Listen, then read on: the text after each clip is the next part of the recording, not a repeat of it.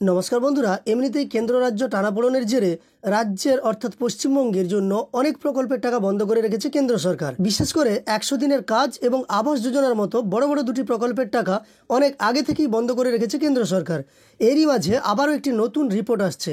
সেটি হলো, কেন্দ্র সরকার চাইছে কেন্দ্রীয় প্রকল্পগুলির টাকা সরাসরি রাজ্যের হাতে না দিয়ে উপভোক্তাদের ব্যাঙ্ক অ্যাকাউন্টে স্থানান্তর করতে। অর্থাৎ আপনারা জানেন, যেমন প্রধানমন্ত্রী কিষাণ সম্মান নিধি যোজনার মাধ্যমে আপনাদের বছরে যে 6,000 টাকা ট্রান্সফার করা হয় তা সরাসরি কেন্দ্র থেকে উপভোক্তাদের ব্যাঙ্ক অ্যাকাউন্টে পাঠিয়ে দেওয়া হয়। সেক্ষেত্রে রাজ্য সরকারের কোনো মধ্যস্থতা থাকে না। একইভাবে সমস্ত কেন্দ্রীয় প্রকল্পের টাকা কেন্দ্র সরকার চাইছে সরাসরি উপভোক্তাদের ব্যাঙ্ক অ্যাকাউন্টে স্থানান্তর করতে। সেক্ষেত্রে কোনো রাজ্যের সঙ্গে নয়, সরাসরি উপভোক্তার সঙ্গে কেন্দ্রীয় প্রকল্পগুলি যুক্ত হবে। তো চলুন আজকের ভিডিওর মাধ্যমে আমরা সেই ধরনের একটি প্রতিবেদন প্রকাশিত হয়েছে সেই সম্পর্কে বিস্তারিত তথ্য জেনে নিই।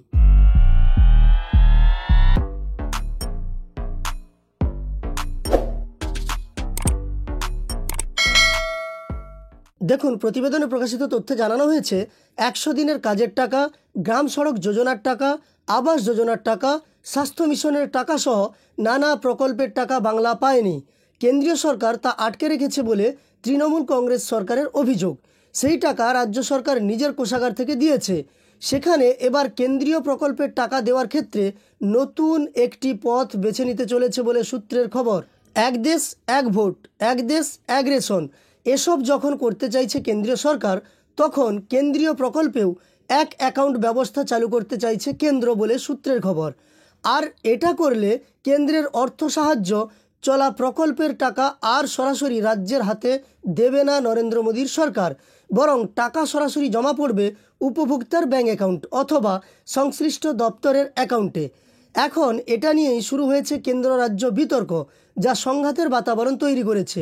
অর্থাৎ এবার কেন্দ্র চাইছে সরাসরি উপভোক্তার ব্যাঙ্ক অ্যাকাউন্টে বা যে দপ্তরকে টাকা পাঠানো হবে সেই দপ্তরকে পাঠিয়ে দিতে এবং সেখান থেকে উপভোক্তার ব্যাঙ্ক অ্যাকাউন্টে ট্রান্সফার হবে। রাজ্যের হাতে কোনো টাকা দিতে চাইছে না কেন্দ্র। তো এমনটার ফলেই একটা সমস্যা তৈরি হয়েছে বলে এই প্রতিবেদনে প্রকাশিত হয়েছে। মমতা বন্দ্যোপাধ্যায়ের সরকারের অভিযোগ, একে তো বিভিন্ন প্রকল্পে বাংলার বরাদ্দ কেন্দ্র আটকে রেখেছে, তার ওপর নতুন করে এক অ্যাকাউন্ট ব্যবস্থা চালু করলে দেশের যুক্তরাষ্ট্রীয় কাঠামোর মূলে আঘাত লাগবে। এই ব্যবস্থা চালু হলে কোনো প্রকল্পের টাকাতেই রাজ্যের আর কোনো নিয়ন্ত্রণ থাকবে না। এমনকি কোনো প্রকল্পে রাজ্য সরকারের অর্থ বরাদ্দ থাকলেও খরচে সরাসরি নজরদারি করবে কেন্দ্র। এই খবরদারি পছন্দ নয় নবান্নের। তাই রাজ্যের অর্থমন্ত্রী চন্দ্রিমা ভট্টাচার্য বলেন, 100 দিনের কাজ, আবাস যোজনার মতো প্রকল্পের টাকা কেন্দ্র আটকে রাখার জেরে রাজ্য নিজেদের অর্থেই প্রকল্পগুলি চালাচ্ছে। এই নতুন নিয়ম চালু হলে কেন্দ্র রাজ্য সম্পর্ক আরও তিক্ত হবে।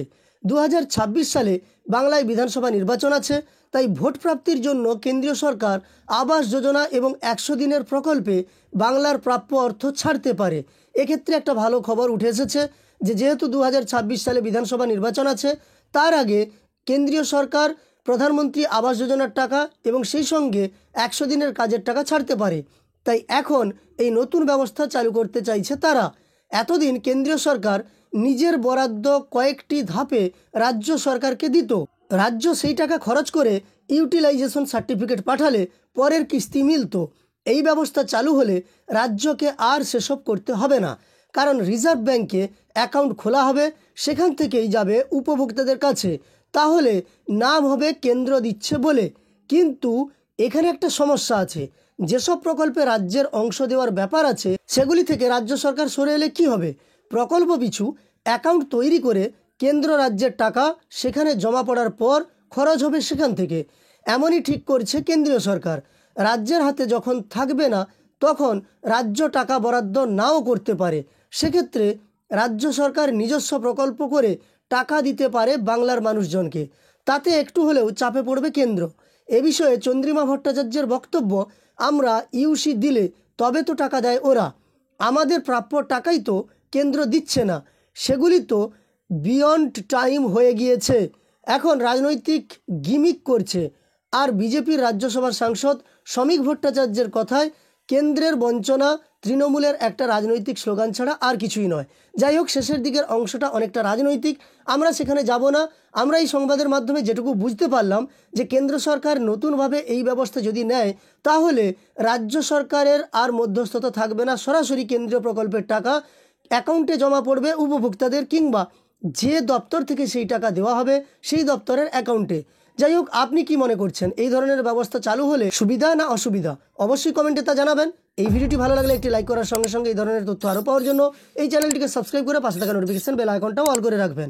ভিডিওটি শেষ পর্যন্ত দেখার জন্য অসংখ্য ধন্যবাদ।